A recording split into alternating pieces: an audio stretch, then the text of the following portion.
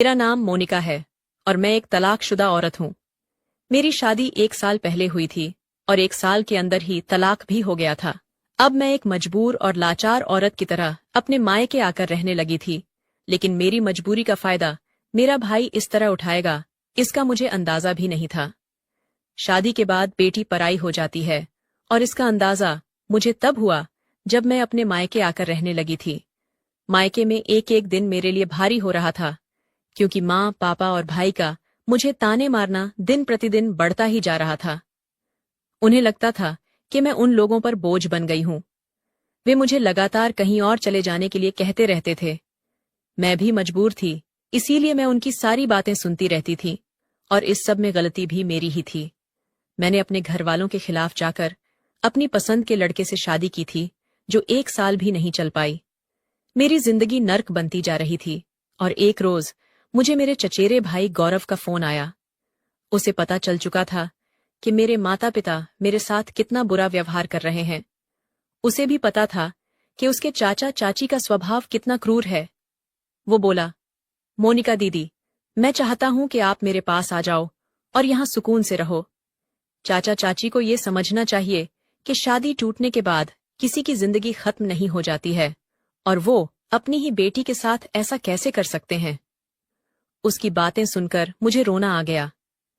मैंने अपना शादीशुदा जीवन बचाने की बहुत कोशिश की थी, लेकिन मेरा पति कान का कच्चा था। उसके घर वालों ने उसके मन में मेरे लिए जहर भर दिया था और उन्हीं बातों को सुनकर उसने मुझे तलाक दे दिया। मेरी शादी 26 साल की उम्र में हुई थी और 27 साल की उम्र में तलाक भी हो गया था। खैर, मैं उन सब बातों को बार बार याद नहीं करना चाहती थी, इसलिए जब गौरव ने मुझे फोन करके अपने घर बुलाया तो मैंने उसी रात सोच लिया था कि अब मैं इस घर में एक पल भी नहीं रहूंगी। वैसे भी मेरे माता पिता मुझसे नफरत करने लगे हैं, तो ऐसे में यहां रह के कोई फायदा नहीं है। मैंने उसी रात अपना सारा सामान पैक किया और अगली सुबह वाली ट्रेन से गौरव के घर जाने के लिए निकल गई। गौरव की शादी 6 साल पहले हो चुकी थी और उसकी पत्नी का नाम नेहा था। वो दोनों पति पत्नी शहर में रह रहे थे। गौरव और नेहा की शादीशुदा जिंदगी बहुत अच्छी चल रही थी। बस सिर्फ एक दिक्कत थी कि शादी के 6 साल बाद भी उन दोनों को कोई बच्चा नहीं हुआ था। मैं जैसे ही वहां पहुंची, नेहा ने मेरा स्वागत सत्कार शुरू कर दिया। जो तिरस्कार मुझे अपने माता पिता और भाई से मिलता था, वो मुझे गौरव और नेहा से कभी नहीं मिला। पर यहां आकर मेरे साथ कुछ ऐसा हुआ जो मैंने सपने में भी नहीं सोचा था। जिसे मैं भाई कहकर पुकारती थी, उसके साथ एक रात ऐसी भी आने वाली थी कि मैं उसके साथ उसके बिस्तर पर होने वाली थी। नेहा भाभी मेरा बहुत ख्याल रखती थी। वो मेरी मर्जी का खाना बनाती थी और मुझे जो भी चाहिए होता था वो मुझे सब लाकर देती थीं। गौरव भैया भी मेरा बहुत ख्याल रखते थे। देखते ही देखते मुझे यहाँ आए 1 हफ्ता हो गया था, पर इन 7 दिनों में मैंने उन दोनों पति पत्नी के बीच एक बार भी झगड़ा होते नहीं देखा। मेरी वजह से उनके घर में कोई झगड़ा ना हो, इसलिए मैंने गौरव भैया से कहा, अब मुझे वापस अपने घर के लिए निकलना चाहिए। शायद आप लोगों को मेरी वजह से समय नहीं मिल पा रहा होगा। इस पर गौरव भैया ने कहा, मोनिका, तुम उस सब की परवाह मत करो। नेहा बहुत बिंदास लड़की है।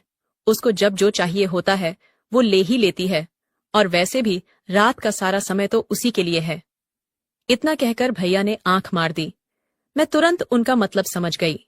इसके बाद गौरव भैया ने मुझसे कुछ और दिन अपने घर रुकने का आग्रह किया, तो मैं उनके आग्रह को इनकार नहीं कर पाई। उस रात हम सब ने साथ बैठकर खाना खाया और फिर मैं अपने कमरे में आ गई। बेड पर लेटते ही कब मेरी आंख लग गई मुझे पता ही नहीं चला। आधी रात को अचानक मुझे किसी की आवाज सुनाई दी, जैसे कोई दर्द से चिल्ला रहा हो। मेरा कमरा गौरव भैया के कमरे के बगल में ही था। जैसे ही मैं अपने कमरे से बाहर आई, मैं समझ गई कि वो आवाजें किसी और की नहीं बल्कि नेहा भाभी की हैं। वो अपने पति के साथ समय बिता रही थीं और मीठे दर्द को सह के चिल्ला रही थीं। ये सब मैं भली भांति समझ रही थी, क्योंकि एक समय मेरा भी विवाह हुआ था, जो अब मेरे अरमानों की तरह टूट चुका है। वे आवाजें सुनकर अचानक मुझे अपने पति की याद आने लगी थी। मेरे मन में अनचाही भावनाएं पैदा होने लगीं। तभी मैं अपने कमरे में आई और कानों में रुई के फाहे डालकर सो गई, ताकि मुझे वो आवाजें ना सुनाई दे और मेरी आंखों के सामने कोई अनचाहे दृश्य न आए। अगले दिन मैं सुबह उठ के बाहर गई तो मैंने देखा कि नेहा भाभी की मम्मी आई हुई थी। वो दोनों साथ बैठकर बातें कर रही थीं। तभी उनकी मम्मी बोली, नेहा, अब जल्दी से तुम भी खुशखबरी दे दो। तुम्हारी शादी को 6 साल हो चुके हैं। अब जल्दी से मुझे नानी बनने की खुशी दे दो। अपनी मम्मी के सवाल सुनकर नेहा भाभी का चेहरा उतर सा गया। तभी गौरव भैया बोले, मम्मी, अभी हमने उस बारे में कुछ सोचा नहीं है। पहले हम दोनों ढेर सारे पैसे कमा लें, तब बच्चों के बारे में कुछ सोचेंगे। तब तक नेहा भाभी मुंह लटकाकर अपने कमरे में चली गईं। पर नेहा भाभी को अपनी मम्मी के सवालों का इतना बुरा क्यों लगा, ये मुझे समझ नहीं आया। उनको इस तरह उदास देखकर मैं भी उनके पीछे पीछे उनके कमरे में गई। वहां मैंने उन्हें रोते हुए देखा। नेहा भाभी को रोते देखकर मैं बोली, अरे भाभी, आप अपनी मम्मी के सवालों से इतना परेशान क्यों हो गई? और इसमें रोने वाली क्या बात है? गौरव भैया ने उन्हें बता तो दिया कि आप लोग अपनी प्लानिंग के हिसाब से चल रहे हो। इसमें बुरा मानने और रोने की कोई बात नहीं है। तुम शहर में रहती हो तो तुम्हारे विचार भी पढ़े लिखे लोगों जैसे हैं। शहर में रहने वाले लोग हर चीज सोच समझ कर करते हैं, और आजकल बच्चे को जन्म देना इतना आसान नहीं है। इतनी तो महंगाई है और खर्चे भी बहुत बढ़ गए हैं। मैं बोल ही रही थी कि अचानक नेहा भाभी ने मेरे कंधे पर सिर रखा और जोर जोर से रोने लगी। मैंने उन्हें उठाया और आंसू पोंछे और उन्हें भरोसे दिलाते हुए पूछा, नेहा भाभी, मुझे आपके रोने की वजह कुछ और लग रही है। आपके मन में जो भी बात हो आप मुझसे शेयर कर सकती हो, और अगर ननद के रिश्ते से नहीं बताना है तो सहेली समझकर बता दो। नेहा भाभी बोली, मोनिका, तुमने दोस्त होने के नाते पूछा है तो मैं तुम्हें सच्चा जवाब दूंगी, लेकिन वादा करो कि तुम ये बात किसी बाहर वाले से नहीं कहोगी। मैंने उनसे वादा किया और भरोसा दिलाया। तब नेहा भाभी बोली, मोनिका, सच तो ये है कि हमने कोई फैमिली प्लानिंग नहीं की है। सच तो ये है कि मैं कभी मां नहीं बन सकती। मेरे अंदर एक ऐसी कमी है जिस वजह से मैं गर्भ धारण ही नहीं कर सकती। मैंने और गौरव ने इस शहर के टॉप डॉक्टरों को दिखाया है, पर फिर भी हमें सिवाय निराशा के और कुछ नहीं मिला। मैंने नेहा भाभी को समझाया कि इसमें इतना तनाव लेने की क्या जरूरत है।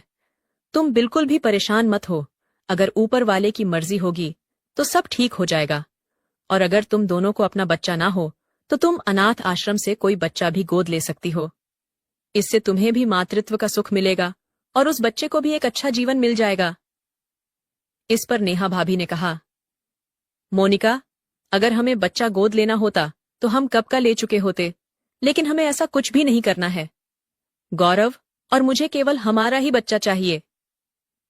नेहा भाभी का जवाब सुनकर मैंने उनसे सिर्फ इतना ही कहा कि आप अपनी कोशिश मत छोड़ना। एक ना एक दिन आप मां जरूर बनोगी। उसी दिन शाम को गौरव भैया और नेहा भाभी मुझे अपने साथ एक पार्टी में ले जाने की जिद करने लगे। वो पार्टी गौरव भैया के ऑफिस के एक दोस्त की थी। मैं उनके साथ जाने से मना कर रही थी, लेकिन नेहा भाभी का कहना था कि हम दोनों बाहर जाकर पार्टी करें और मेरी प्यारी ननद घर में अकेली रहे। ये मुझे पसंद नहीं आएगा और मेरा मन भी नहीं लगेगा।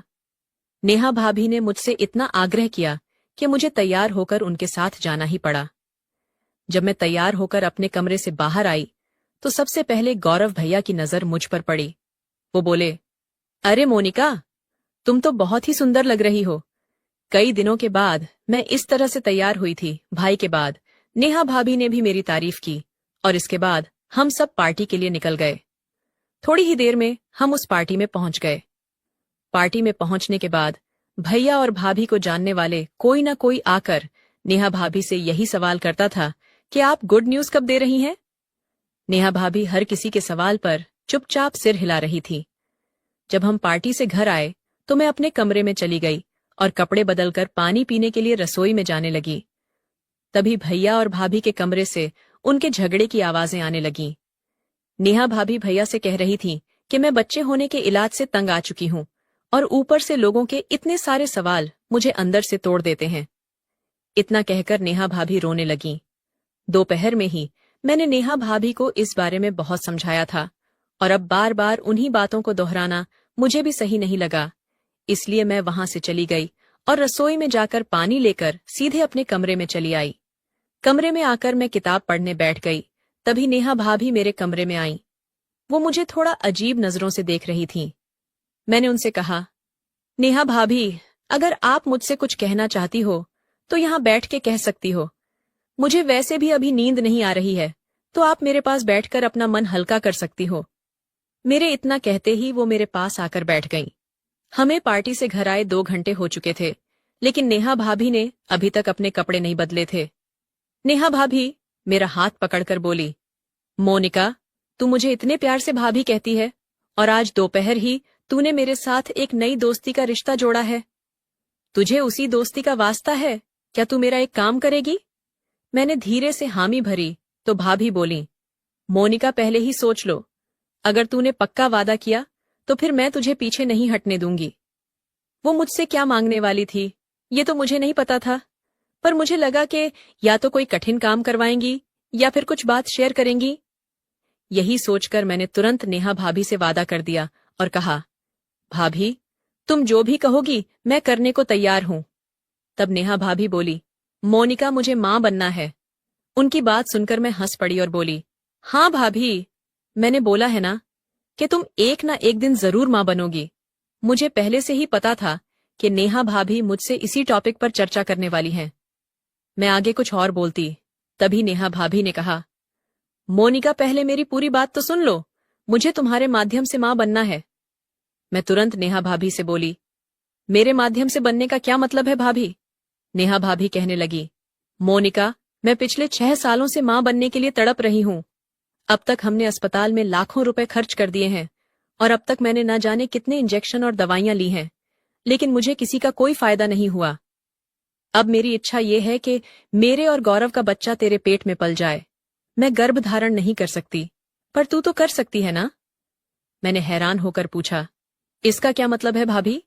मेरी बात सुनकर नेहा भाभी बोली, इसका मतलब ये है कि जब तक तुम गर्भवती नहीं हो जाती तब तक तुम कुछ रातें गौरव के साथ बिताओगी।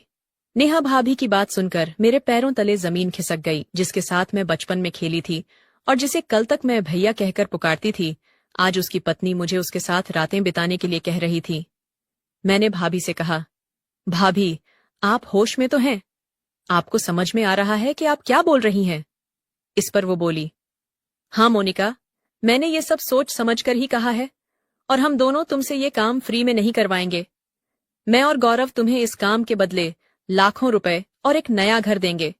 हमें पता है कि तुम्हारे मम्मी पापा और तुम्हारे भाई तुम्हें किस तरह परेशान करते हैं। जब तुम्हारे पास तुम्हारा अपना घर होगा तो तुम्हें किसी पर बोझ नहीं बनना होगा। भाभी की इस बात ने मुझे सोचने पर मजबूर कर दिया। मुझे हमेशा से अपना खुद का ब्यूटी पार्लर खोलना था ताकि मैं खुद कमा सकूं और अपना जीवन खुशी से जी सकूं। मैं ज्यादा दिन अपने माता पिता के सहारे नहीं रह सकती थी। भाभी के इन पैसों से मैं एक अच्छा और महंगा प्रोफेशनल कोर्स कर सकती थी, और इतना ही नहीं, मैं अपना बड़ा पार्लर भी खोल सकती थी जिससे मेरी अच्छी कमाई शुरू हो सकती है। आखिरकार मैंने भाभी के दिए हुए ऑफर को स्वीकार कर लिया और उनके बच्चे को जन्म देने के लिए तैयार हो गई। मैंने भाभी से पूछा, क्या भैया इन सब के लिए तैयार हैं? और हाँ, आज के बाद से तुम गौरव को भैया कहकर नहीं बुलाओगी, उन्हें उनके नाम से बुलाओगी। फिर वो मुझे भैया के कमरे में ले गई। मुझे देखकर गौरव भैया खड़े हो गए। भाभी ने उन्हें देखकर हाँ में सिर हिलाया। फिर भैया ने मुझसे पूछा, मोनिका, क्या तुम सच में तैयार हो? मैंने जवाब दिया, हाँ भैया। तभी भाभी ने तुरंत कहा, मोनिका, मैंने तुमसे कहा था ना कि अब से भैया नहीं बोलोगी।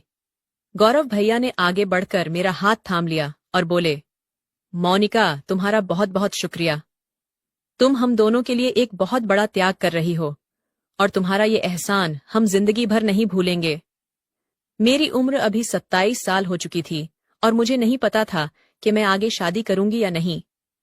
अगर मैं किसी की मदद कर सकती थी तो मुझे इससे इनकार क्यों करना चाहिए? वैसे भी गौरव मेरा चचेरा भाई था। बचपन से हमारा रिश्ता सिर्फ भाई बहन का था, पर उन दोनों की गोद भरने के लिए मैंने ये सब भूलने का फैसला कर लिया था। मुझे अपने काम का पैसा और मेरे हक का घर मिलने वाला था, जिससे भविष्य में मुझे किसी के सामने हाथ फैलाने की जरूरत नहीं होगी। मैंने पक्का इरादा कर लिया था कि अब मैं वापस अपने माता पिता के पास नहीं जाऊंगी, क्योंकि उन लोगों ने कुछ महीनों में ही मेरा जीना मुश्किल कर दिया था। मैं अपने विचारों में खोई हुई थी कि तभी अचानक मुझे भाभी की आवाज सुनाई दी। वो बोली, मोनिका, आज हम सब पार्टी से वापस आए हैं तो सब थक चुके हैं। इसलिए हमने जो तय किया है उसकी शुरुआत हम कल से करेंगे। मैंने हाँ में सिर हिलाया और अपने कमरे में चली गई। समय जल्दी बीत गया और अगला दिन भी आ गया। उस रात खाना जल्दी खाने के बाद मैं अपने कमरे में आ गई। कुछ ही देर में भाभी मेरे कमरे में आई। उनके हाथ में एक नाइट गाउन था।